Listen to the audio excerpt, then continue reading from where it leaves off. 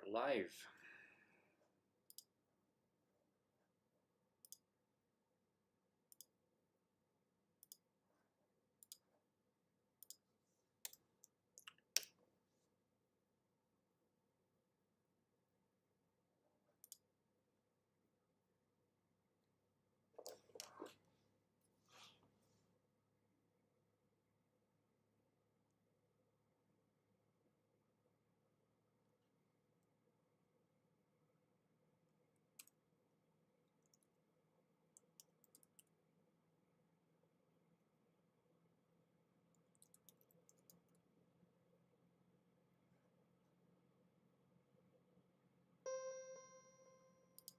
This meeting is being recorded. Hello, can you hear me? Hey, I can, you bet. I have you on mute. There you go. How we doing? Good. Yeah. Few hiccups on my side, just getting the meeting set up, but I think we're all good. So we're live. If Right you don't on. mind. Hey, not at all. Let me fix this up a little so we're nice and there you go. And we're recording for later. Yes. Let me check. Yep, we're all good. Let me get our very first fresh pressed live. How exciting. Does it feel different than how we do it now that we're live? We don't have viewers, but we'll get there. Well, right on. And why don't we get started? Today we want to talk about pasteurizing. So if people are in the US, there's three, right? It's heat, light, or no pasteurization. Is that how you put it? Yeah, I mean, you may be in a state where farm gate sales are something that's permitted, and you're able to retail raw juice direct to consumer, maybe with a warning label, but definitely not something we see up here in Canada, but something that our folks in the States may be able to do depending on where they're at. Perfect. So why don't we start off so we can have a nice intro. Hello, everybody. Welcome to Fresh Press Live by Juicing.Systems. I'm Alex. I'm joined by Nathan, our sales lead here and juice processing expert for today. Today we're really unpacking a topic I think every juice cider producer need to understand that maybe don't fully, which, like we said, the three main ways that we can process juice, especially in the US. In Canada, you have to pasteurize, but in the US, you can sell it raw. You can use heat or UV light to pasteurize. Our goal right now is, I think we'll talk about what each one means, especially for your business, for your product, your quality of the product, and the equipment choices that you need to do these type of pasteurizations. And Nathan will share some of the field stories that for the past couple of weeks we can see how the world in juice equipment is going. So kicking it off with Nathan, something very broad. When we talk about juice pasteurization, what are the main three ways we can go about to do it in the US and then obviously the two in Canada? Yeah, absolutely. So I mean, like we kind of touched on there, raw juice sales in the US are regulated state by state, and you may be in a state where you're able to press juice fresh and sell it without pasteurization. Now, that could be like a juice bar kind of thing, or going to an orchard where they press sweet cider on site and maybe serve it by the glass or serve it for off sale, on site consumption, that kind of thing, but with a warning label on the packaging. Obviously, from an equipment standpoint, you just need the press and a good, clean work environment to be able to produce in this fashion. Of course, risks are higher than if you have some sort of pasteurization process that is going to achieve a kill step or a 5-log reduction. This is a phrase you'll hear us use a lot today, of your pathogen load. And just to define that right out of the gate, a 5-log reduction is considered a 99.999% reduction in the microorganism count. So if we're concerned about Salmonella, E. coli, Listeria, these kind of things are typically what we run into with an acidic juice like apples.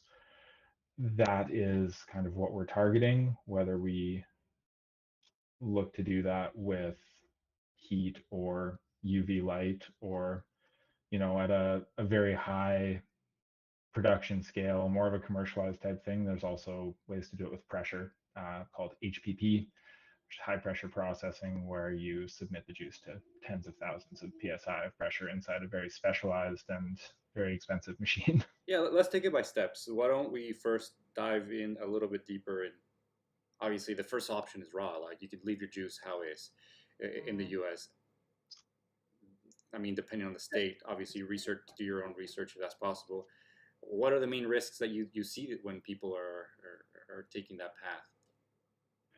Well, those are the risks. Is really to oversimplify it, that you make someone sick, or that someone gets sick from consuming unpasteurized juice. That's why you have to sell it with a warning label. That is, really, you're counting on the fact that you work incredibly clean and the juice is consumed before those microorganisms that we're concerned about, again, Salmonella, E. coli, Listeria, Cryptosporidium parvum, these kind of things, have a chance to replicate to the point where they're at a level in the juice that could make someone sick.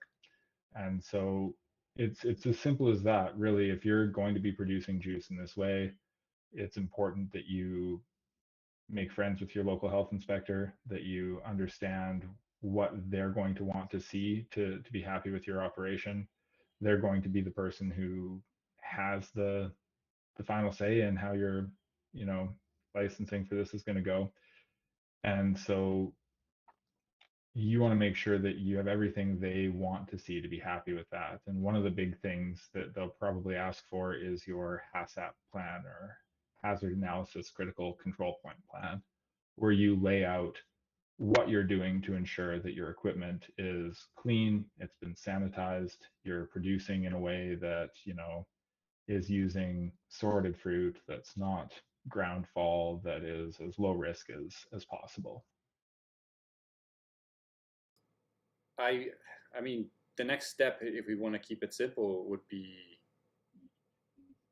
thermal, right? Pasteurization through thermal, in a thermal or heat, applying heat.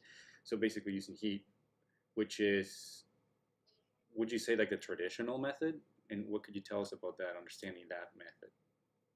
Sure. Yeah. I mean, it certainly is the traditional method. I mean, if you go to Louis Pasteur, the guy who kind of came up with the process, initially more for dairy applications, but to increase food quality, heat has been the way it's been done. And it's important to just note that pasteurization is broadly processing this juice in a way that achieves a 5-log reduction of the pathogen of concern. If we just take it to its simplest sort of standpoint. So all of these technologies we're going to talk about are going to be done with that goal in mind. That's the desired outcome, is that we kind of get a clean slate here to start from. How we handle it after, I'm sorry, go ahead. Yeah, yeah. I mean, this is just we're going over quickly abroad so we understand it. Um, if we jump to UV pasteurization, which is light pasteurization, what's the principle behind that, and why are we seeing more producers move towards that? Yeah, I mean, since the technology emerged, I think that it's accessible. It doesn't use any sort of heat, so the sensory impacts on juice are pretty much negligible. Like there's a bit of heat from the juice being pumped and passing by some big UVC lamps, and that's basically what happens. Is the juice is pumped through a reactor, if you will, where there's a bunch of UVC lamps that basically, to keep it as simple as you can, sunburn the bacteria to the point where it damages its DNA and it can't replicate. And so instead of using heat to do this, we use UVC light, and the impact on flavor, especially with lighter, more delicate juices, like not really as much of a concern with cider, but with things like pear or grape, that kind of thing, definitely a negligible flavor impact. Whereas with thermal processes, you, depending on how you do it, and we'll get into that, can see some impact on flavor. And after this, I do want to get into the machines itself. Like there's a lot of equipment that does thermal and UV light. And I'd like to understand those a little more broadly. But can we touch, like you said in the beginning, maybe people have heard HPP, it's HPP stands for high pressure, what's the last P? High pressure processing or Process. high pressure pasteurization. So Yeah. that's a little bit of a something going along that maybe we don't understand. Can you briefly touch it and at a high end and let us know why we believe it wouldn't be the best method to explore for juice for this practices like cider, apple juice? Yeah, of course. So HPP, basically, you are placing your product in a bottle that then is loaded into a capsule. And this capsule is put inside a machine, an HPP machine or a hyperbaric chamber. And then it is subjected to about 60,000 to 90,000 pounds per square inch of force.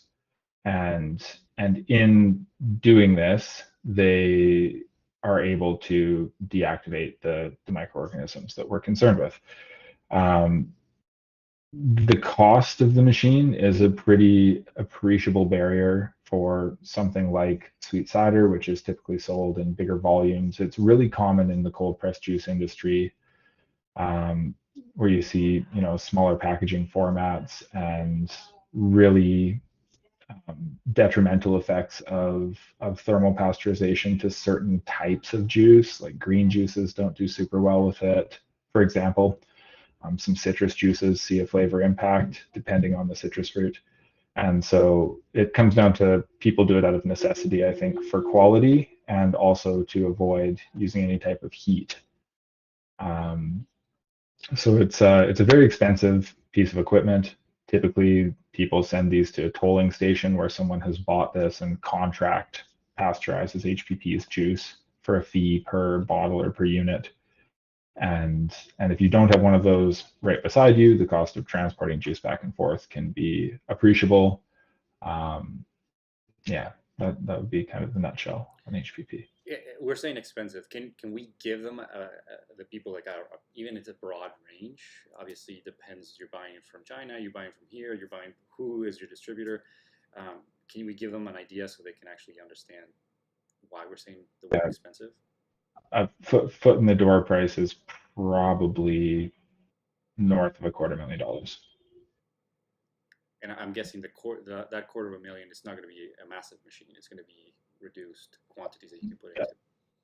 Exactly. Yeah. And because it's a batch process, a bit labor intensive, and for higher throughput applications, something inline like a thermal or a UV unit could be much more economical in the long run. And we'll cover that. We'll cover the model so you guys understand, and you can have a general idea. Perfect. We covered HPP. We kind of understand that maybe it's not the best choice for a cider business at the moment. Can you walk us through in some simple terms how UV pasteurization treats juice? I know we kind of covered it a little bit, but anything else you could add so we understand it? Because like I say, light. Okay, like which way is it in the bottle first? Is it like what's the process there? Absolutely. So UV pasteurization works best with clean, low pulp juices. One of the big things with most UV pasteurizers out there, there are some that are the exception to the rule, and we can maybe go down that rabbit hole in a bit. But generally speaking, you need to have like a settled, filtered juice with minimal pulp, because you need that light to be able to shine through the juice to effectively get your pathogen kill with UVC pasteurization. This is typically done in line. So before we go into a bottle or a jug, ideally from tank to sanitized tank or tank direct to filler, depending on what kind of setup you have, you are probably going to see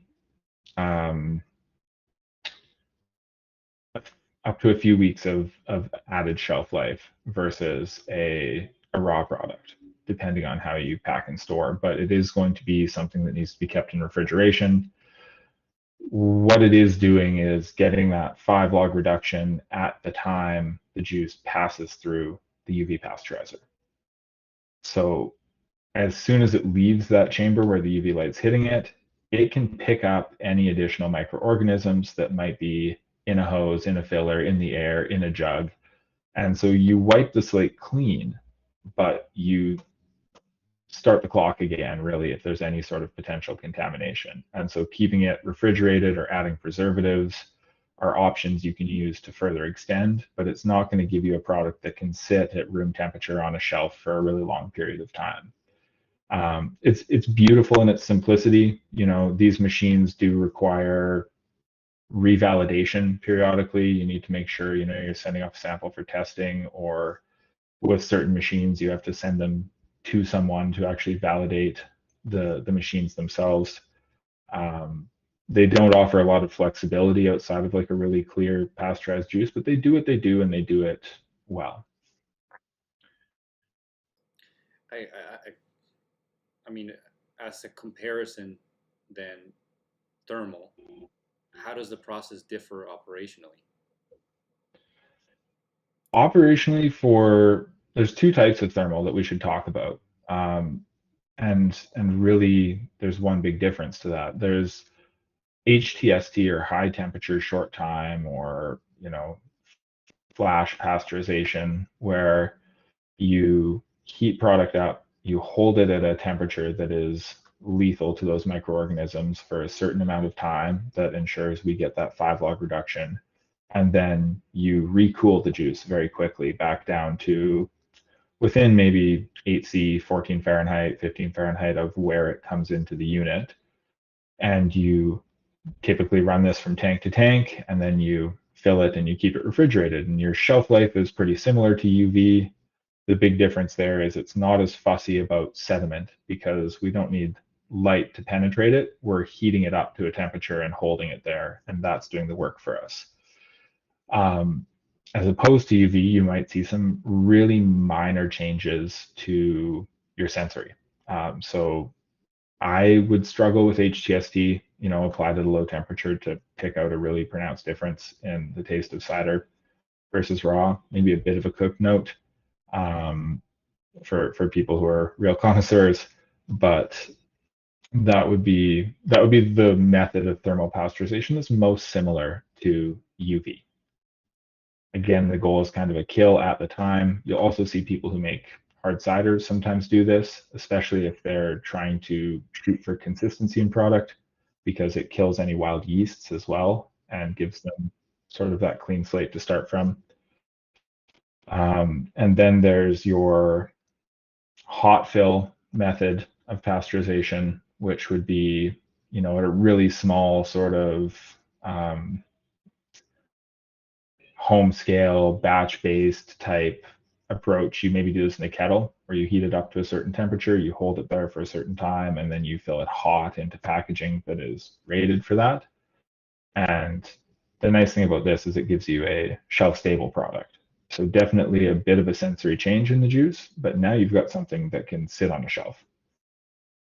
As soon as you're producing larger volumes of juice, more than 50, 100 gallons at a go, you are probably going to want to look at something that is an inline process, where it's going to heat it up in a heat exchanger just like the HTST does, but it's not going to cool it back down. It's going to go straight to a filler into your package and give you a product that's shelf stable. We make a lot of this ourselves in the form of bag and box juice, kind of like a box wine, and that is going to give you a shelf stable product, we see 9 to 12 months unopened, unrefrigerated on that, which is pretty awesome. I mean, if we can connect those two, UV and then the two different types of thermal pasteurization, to business styles or products of which one is for best. Which, if you're doing, you have your agritainment farm and you do, sweet cider, uh, you know, they know which product is best for them. Yeah, there's a few factors that go into it. I mean, I guess scenario one is probably a business like an agritainment farm where all of your customers come straight to you. They come in droves. They spend time on site. You make a show out of pressing the cider, and you're in a state where you can sell raw juice. Your easiest, simplest, no equipment needed method is to sell it by the glass to people raw. Where pasteurization is going to come in is the second you want to distribute that, or if you have people who want to take your cider home. All of a sudden you no longer have total control over the cold chain for your product. There's a risk that someone's not going to put that cider in the fridge, even if it's not your fault. As soon as that product is leaving your property, your possession, you probably want to have a little bit of peace of mind that you've had a kill step, a pasteurization step in there. And so, again, for this high traffic on-site model, something like UV or high temperature short time thermal pasteurization can work really well because you're pressing, maybe every weekend or twice a week. You've got demand for this product and it's moving very quickly, and you're happy pressing to order. Um, it's part of the experience. It's something where people come to you for that. And so that's going to be, I think, the best fit for something UV or HTST because you're kind of tied to pressing, and then having a shelf life on this product and then needing to press again and then having a shelf life on this product. And if you're not moving all the product you're pressing before that expiry date, you're risking throwing away product, having to pull product, and you generally want to avoid that in business, right? It works well for some people who distribute locally. I think if you've got, a store in your neighboring towns or cities, or a few stores that want to take your product, you put it in a refrigerated truck out of your cooler, it goes into the refrigerator at their store, then you're in a really good position. But I think where something like hot fill makes a lot of sense, stepping into a bit of a different process, is when you want to widen that distribution. For this particular case scenario. So there's sort of, as it scales out, as you get further from having control over how that product is handled, the more kind of security or surety you want to have. So that's to use your agritainment or fun farm model, right? Other people who may want to use UV or thermal HTST pasteurization would be people who make hard cider. They buy their juice in from somewhere else. They want to wipe out any yeast, anything. People who make sodas with fruit juices in them, may want to be able to get a yeast kill on that juice coming in, again, knowing that they've just kind of had their own kill step. Those would be a few business models where UV or HTST would work really well. There's also a case for very large agritainment outfits with really high traffic for a hot fill bag and box shelf stable product. And there's a few reasons for that.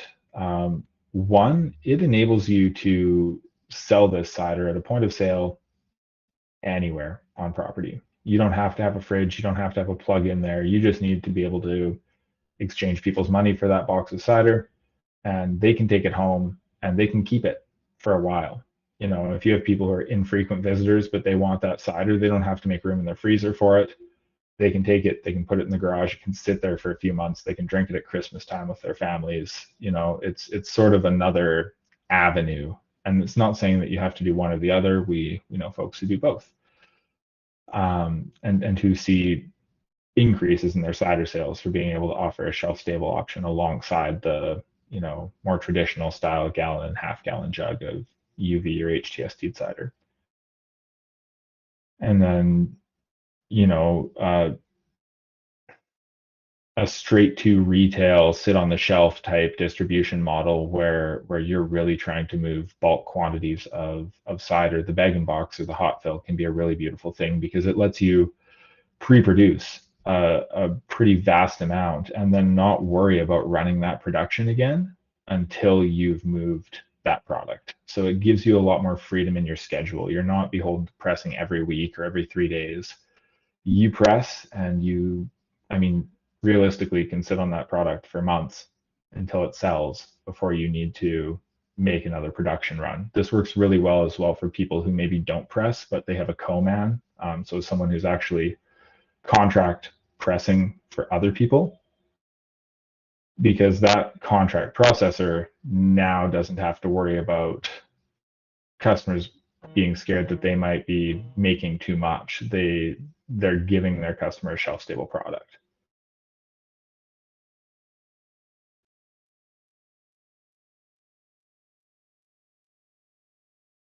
It gives businesses a lot more option if you increase the shelf stable time of a product. Obviously, that means that you have to, grow your business outreach. If you're selling to distributors, if you're selling to, you know, online, and I think that has to do with your business model and what you'd like to accomplish.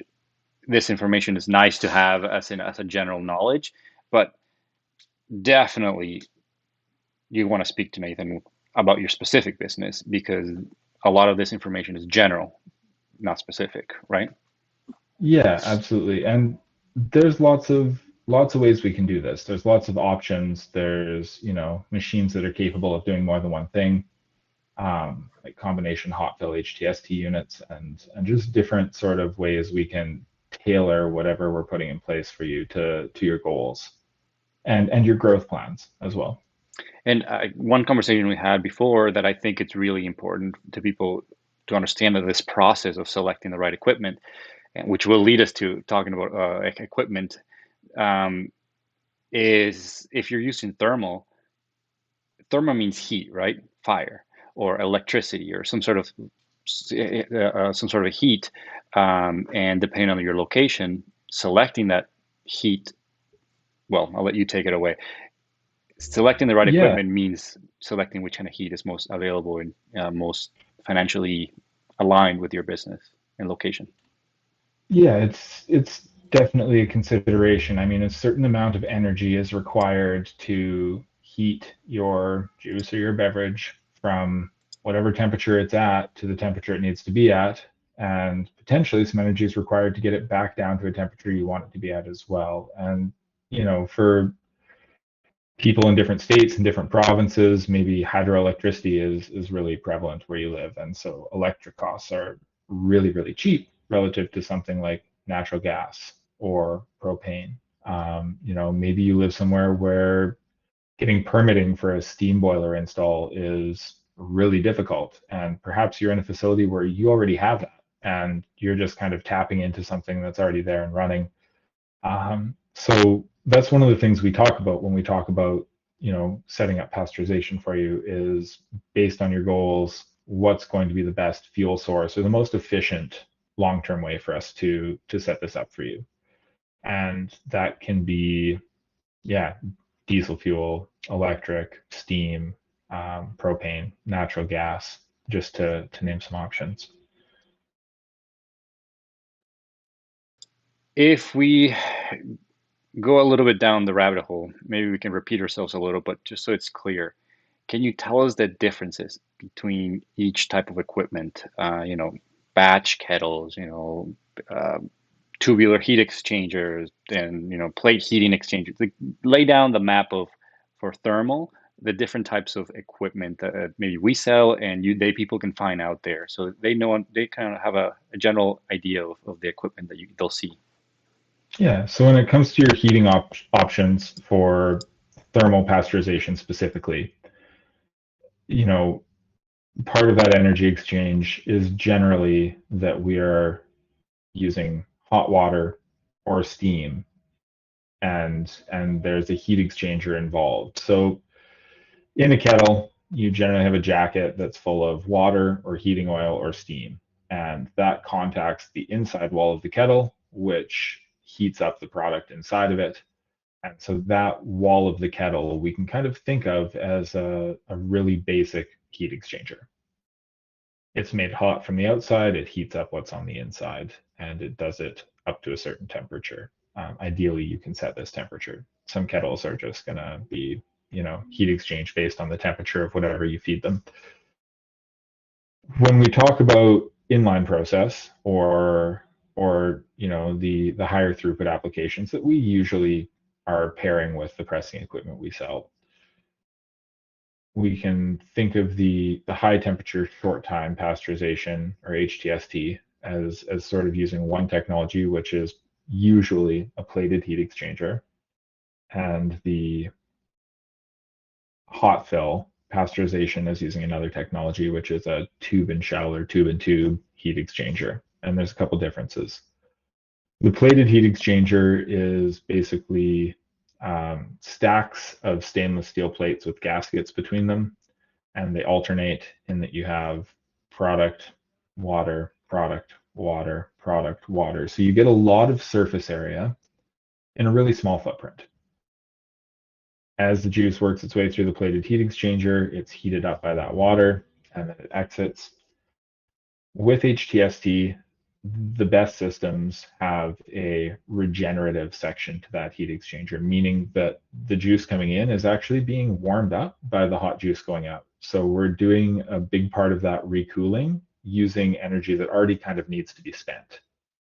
And so what this means is a lot of energy efficiency, like 80, 85, 90% energy recapture. And so that's when we talk about the product going in being, 8 degrees cooler than the product going out, or the product going out being cooled to within 8 degrees Celsius or 15 degrees Fahrenheit of the incoming product. We're actually just using the incoming product to do that.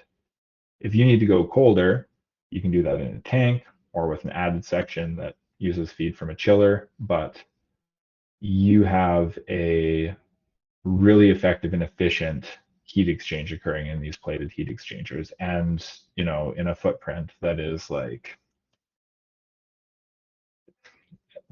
a few feet by a few feet for a lot of systems. It's really not huge. They're on a skid with their heating method and everything else that makes them a larger unit, but they're not massive. When we talk about tube and shell heat exchangers or tube and tube heat exchangers, the principle is the same, but instead you've got an inside tube that the juice is pumped through, and an outside tube around that hot water is pumped through. The hot water is pumped from the top down to the bottom, and the juice is pumped from the bottom up to the top. And it is heated up as it travels, generally through a spiral arrangement, just to maximize space savings before it exits hot. The one nice thing about tube and shell is that it is a lot easier to mechanically clean it, to scrub it with something. A plated heat exchanger, you can clean in certain ways, and we can maybe touch on that in a bit, but you can run a physical cleaning medium through a tube and tube heat exchanger. So any sort of high sugar applications, it makes it a lot easier to scrub out anything that's kind of caking in the unit over time. I think this leads us to a question, a two-part question. One is being which type of equipment tends to suit juice versus cider, and why? I think we kind of covered it, but I'd love to say it again. And at the same time, which choice of heating method impact, quality or consistency together. So a little more extra points to help people decide and understand what's best for them. Yeah, absolutely. So The one big thing that makes a plated heat exchanger maybe not the best fit is if you have a lot of pulp or particulate in your product. These plates don't have a ton of space between them. And so generally there's a tolerance. Maybe if you have product that's bigger than 1.5 millimeters, you risk fouling up that plated heat exchanger and having to disassemble it to clean it much more often, which is tedious. And not necessary given that you can use a tube and tube heat exchanger for that application. So if you have a really thick, particulate heavy, cloudy cider, I'd maybe urge you towards the tube and tube style of heat exchanger, but that would be like an extreme case. I think both work well with both cider and juice. Um, if you're doing citrus juices, plated heat exchanger is probably not the absolute best option just because of how pulp is kind of stringy, unless you're doing a completely filtered citrus juice. But both have their place. The plated heat exchangers offer that really efficient recooling. So if it's an HTST application you want, then we generally lean that way. As far as impact on product quality and consistency, it's more related to the top temperature you reach, and then kind of secondarily to that, how long you stave it. And the big question is, are we caramelizing sugars? Like, are we cooking the sugars in a way that changes the flavor of those sugars? So, when we talk about like a very high temp, hot filled sweet cider or apple juice, are we getting a bit of like an apple pie note almost, right? That's kind of the flavor change that is happening there. It's not undesirable or a bad thing in my mind, but that's sort of the kind of flavor change we're talking about. And again, with more delicate juices like citrus or grape, it can be less desirable to have those sugars caramelized. But in something like sweet cider, it's really not a negative change in my mind. It's just slightly different. I mean, the next question is, you kind of already covered it a little bit, and it would be cleaning, because I think it, right now we're deciding of how to choose the right one for the product and what you need to do, but operations is also a big factor. And maybe you already have a press and a filling equipment. How does the process of cleaning and operating and fitting into your existing processing line, how does that factor into the equation and choosing the right equipment? And cleaning is something that you always have to do, and we have to consider the cost, the manual labor cleaning, and how difficult it is. Yeah, absolutely. I was going to say the good news is if you have a press and or a bottling line, you're already, well equipped to deal with it. You're familiar with cleaning. They plug right in. I mean, honestly, if we're doing a hot fill, you are generally pulling from the tank you press into. Maybe you've settled the juice, maybe you haven't. That's a bit of a personal choice in terms of what you're trying to make, but you're heating that juice up, you're going right into the filler, you're packing it hot. And so, it's all quite in line. The HTST is going to be the same kind of story. A kettle's different. You're going to drain it and scrub it manually, whereas with these inline systems, generally, they're not something you can get in there and scrub. So when we talk about a high temperature short time pasteurizer with the plated heat exchanger, what you're going to do is usually run from tank to a tank in front of the filler. And then once all of that juice has been processed and filled, you're going to rinse out your initial tank, rinse out the subsequent tank. And then what you'll do is you'll usually take that first tank or a small tank that you've dedicated to the purpose, and you'll fill it up with a caustic solution, usually. Popular option is like sodium hydroxide mixed to a certain percentage, run at a certain temperature. And you cycle that through the unit. And what that does is it breaks down the organic material. So any sugars that might have caramelized, any pulp that might be kind of building up in there, you're going to essentially start this process where you pull in that product, you're running at a certain temperature, and then it's feeding back into the tank it's pulling from. And so you're going to loop that through your system, kind of cleaning it in place while you go and clean the rest of the facility. You wash down your press and your grinder and you clean out your bottling line. And then after a certain amount of time, that should have done its thing. You're going to flush it with water, right? So you'll drain that product safely that you're using to clean. You'll have a tank of water that you'll then use to flush through it, and you'll go straight to drain with that. You can validate once all that caustic's gone out of the system by measuring the pH of the water coming out and ensuring it matches the pH of the water right out of your tap, because that caustic is, in the case of sodium hydroxide, very alkaline. It will affect the pH of that wash water until it's gone. And so flush it out according to, manufacturer's instructions and your safety plan, and then you can run either just a water rinse or a light sanitizer solution through to put that machine to bed and have it ready for the next use. Drain everything away, and you're kind of set. With the tube and tube heat exchangers, there's an extra step. So you cycle that caustic, you flush it out, and then you can get these little rubber sponge balls.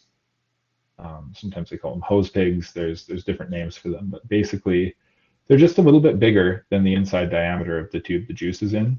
And so once the caustic has kind of broken everything down, you can put these balls in and push them through the tubes with water. And you'll see you push it through once or twice, it pushes out a bit of like discolored liquid, and then you do your same sort of flush process as I explained for the HTST just now, but you've given a physical sort of scrub just to get any last stuff off of the inside of that tube. And then you do the same thing, a flush and validate and maybe sanitize. Does that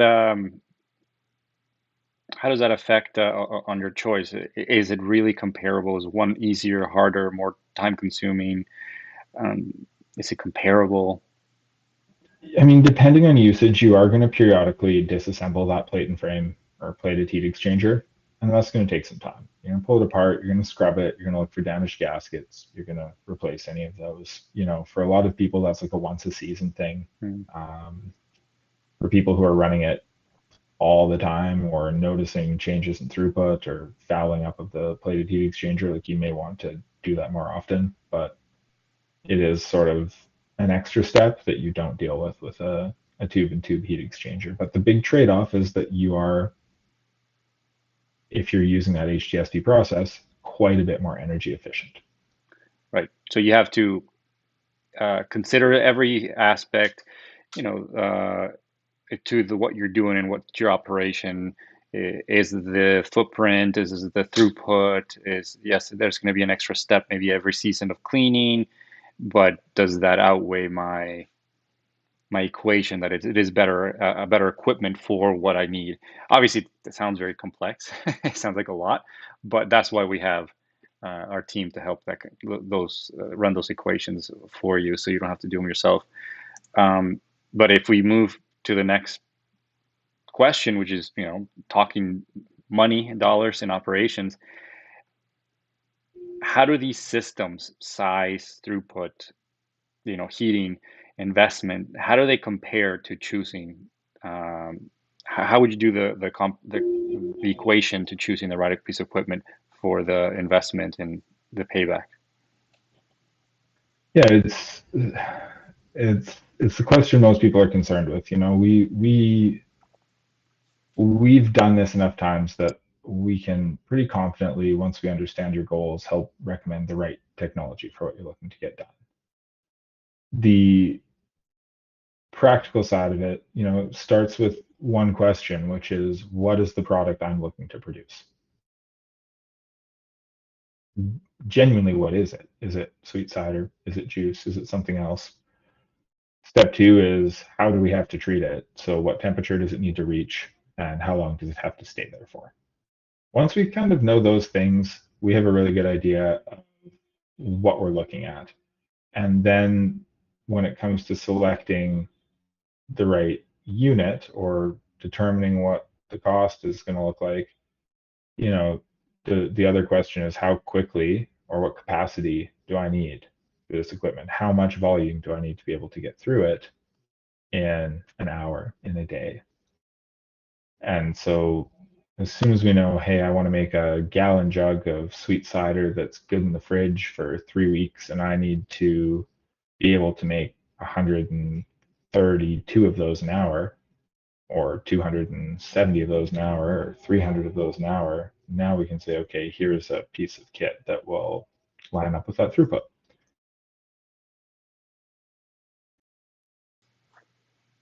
Then I think the last kind of that rabbit hole that maybe you can cover, unless we missed it, is we focused a lot on thermal. Fair enough, because it's a good piece of equipment and method. What did we not cover for UV that we should consider that we haven't covered now? So I think UV, like I mentioned earlier, you can consider it to kind of be an analog for HTST in terms of what the end product you're able to produce is. The difference being you're just not applying heat, you're applying UV light, and you need to use a very clear juice. You have to filter your juice. So it kind of limits the style or type of product that you're able to produce. With UV, there's certainly smaller units out there than some of the smallest inline options for thermal. Like there are some very, very small sort of niche UV options. Once you get into that commercial production scale, though, we're definitely, seeing a capability to go larger with thermal. So on the high end of things, you're going to see there's only systems built for UV that goes so big before you're like installing multiple units and having to mess with that. Whereas you can go very large with a thermal system. The sky is kind of the limit there when it comes to how much energy using steam or large boilers we can apply to heating juice. Perfect. Yeah. So there's more room to play for growth in the side of thermal and choosing the equipment. Yeah, as you get to the larger scales, for sure. Okay. I think you said it, but I kind of want you to say it again. What is the very first question when somebody's thinking, any industry, when they're thinking, I need to pasteurize? What's the first question they should ask themselves to start the journey and exploring the options? Yeah, I mean, there's pasteurization is often a requirement, not a choice in most cases, and so the first thing you should really start with is understanding what pasteurization means or what that requirement means for your product. And oftentimes, unless it's something like sweet cider where there's a lot of guidance out there already, there's a lot of people already doing it, there's established processes for it. If you've got a unique or a novel product, you probably need to talk to a beverage formulation expert or a food scientist, someone who's able to sort of look at what your product is made up of and say, these are the potential concerns, and this is how we can address them with pasteurization. Once you know that, it's just a matter of finding equipment to meet those needs. And there is equipment generally for a pretty broad range of needs when it comes to getting a product food safe or pasteurized or shelf stable, whatever you want to call it. So a good understanding of what has to be done to make your product safe or compliant is great. If it's something like sweet cider, there's pretty well established industry guidance out there, like from universities like Penn State have done studies that say you can do X, Y, or Z to get this done. So for that, reach out. We can point you towards some of those resources. Your local health inspector should be able to as well. And I'd say connect with them, get familiar with them. They're going to be people that work alongside you. In my experience, none of them are really out to make it difficult. They just need to make sure that things are being done right. And so they're usually willing to help you make their job easier by helping you understand what it is or where you need to start. how about the second to last question for this segment on pasteurization? Hopefully, it's a huge topic, so I'm sure we'll make more content about it. But if anybody has questions about it, go ahead. Anywhere we're posting this, and you're listening or watching this, leave us a question. We'll make sure Nathan answers to the best that we can. Um, I'm a story learner. Can you put it in all this that we learned into a story? Maybe an example of a past client of like maybe they had a difficult implementation, what we implemented, and what was the outcome. Story time here. Yeah, I mean, I think one of the examples I used would be of like a customer who had sort of, I guess, hit their ceiling in their sweet cider production in some ways, and basically they were limited in that they had a press that could only put out so much juice, and they had, a system for making a refrigerated product that sold really well, but they only had a couple locations at their facility that they could sell it from, and so it was kind of limited to people coming to that location, taking a jug out of the fridge and purchasing it and going with it. And one of the things that came up when we talked was, that there wasn't a fridge at every till in this business or in this operation. And so we talked a bit about our experiences here with the bag and box cider, the shelf stable cider. And we said, if you get a system that lets you produce both, you're going to be in a position now where you can still make the product that your customers are used to in the way that they're used to it, and that's not going to go anywhere. But at all these other tills, you can now have a couple boxes of cider just sitting there. And if people want to buy them and take them home, you put up a little paper that explains like this is a shelf stable cider. This is how it's a little bit different from what you'll find in our fridge.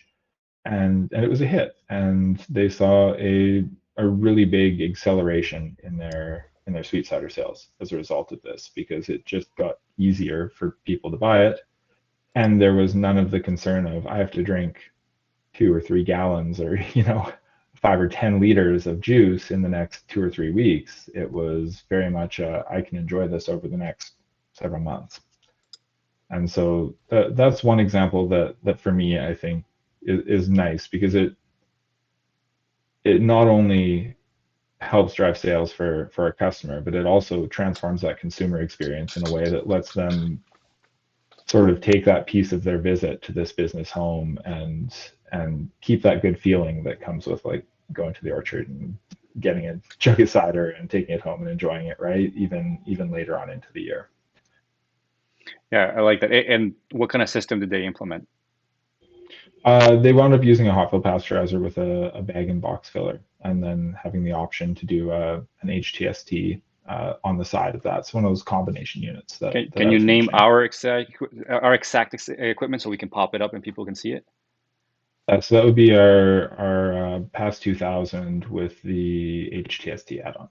Okay, you guys will see it there, so you can see what it looks like, footprint, and all the specs.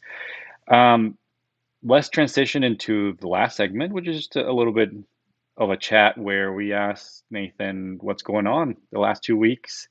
Nathan speaks to a lot of people around the world. We serve North America, but we get a lot of different people asking questions, their needs, their problems. So you're a little bit of a micro little place where we can find what's going on in the world. What have been in the last 2 weeks? Maybe we can. This is our first one, so let's say last month. Let's give you a buffer. What has been the trend that you've been seeing people ask, problems they've been facing, and maybe some unique, interesting things you've been dealing with? Yeah, I mean, I think this is the time of year for a lot of folks where sort of at least in the apple industry, where there's a bit of light at the end of the tunnel. It's been a long season for harvest. People are getting through it. Sort of the peak season between now and Thanksgiving is still like hitting hard, but a lot of the apples are off the trees and people are in the thick of it with their equipment. And so a lot of frustrations with how things are being done, or eccentricities about the equipment they might be using, or capacity bottlenecks.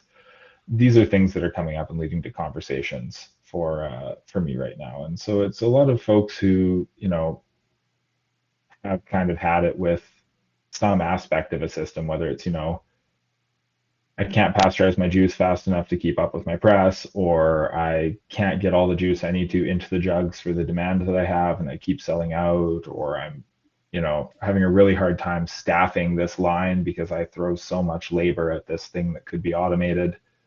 That spurs a lot of the conversations around this time of year and kind of into December and January, where people are sort of coming off of that pressure cooker and realizing that they don't want to do things the same way, those things that frustrate them the same way next season. And so, I think it's great timing as life slows down a little bit to be reaching out and just discussing, what's worked this season, what hasn't worked, what can we help you change, or even just sussing out what that change could look like. We're happy to talk about rough numbers, budgetary figures, get you a quote so that you can look at it and think about it over the winter. And then if it's something you want to go ahead with in the spring, you can pull the trigger on in order to have that equipment in time for your season coming up next year.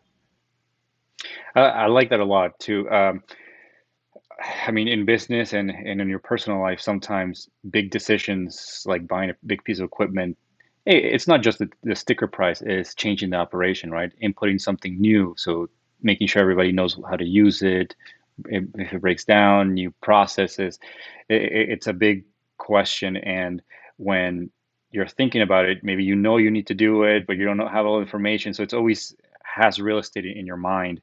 And I know what it's helped me before is just talking to an expert like that you trust is not going to push a sale on you, like Nathan, and is just bring you information, and then maybe you figure out, is this for me? Is maybe next year, maybe in 2 years, and you can put that to rest and make a plan so you can get it out of your mind, and you know the next steps, and just even have a figure. Sometimes knowing a number helps. Can you tell us a story about that, or have you helped somebody that it didn't turn out to a sale? Maybe you just give them information and they walked away happy just knowing that they didn't have to purchase or move forward like that? Oh, all the time, and especially with pasteurization. I'm not a food scientist. I can't give you the info that person with those skills or resources or lab equipment or access to your product can give you. But if you want to talk about the technology, the benefits, the drawbacks, that's a conversation I'm always willing to have. It's not a topic you can just like jump on Google and be like, how do I pasteurize my product? Like that. It's there's not a lot of info out there. So it's something I'm always happy to demystify a bit. A quick conversation is always time well spent as far as I'm concerned. It helps us learn, it helps people learn, and that's important. So, no obligation, reach out if it's something you're considering. And that goes for anything. I mean, we love what we do. We do it ourselves day in and day out here through our sister company, and we understand that a lot of the knowledge gained through that experience and time spent doing a thing is invaluable in a lot of cases where, you don't have these conversations 200 times a year. You have them a couple times a year as a family or as a group or as a business. Whereas for us, that's the opposite. We talk about this stuff day in and day out. So never hesitate to reach out. Yeah. I want to close it off, let Nathan close it off with something nice. Nathan's a big reader. Sometimes he lets us know he reads how many books a day, a week. Okay. No, not quite that much, but give yeah, I us do your like to. favorite quote from your favorite book that you've read this year. A little quote that we can leave off and close it off with. Oh, man.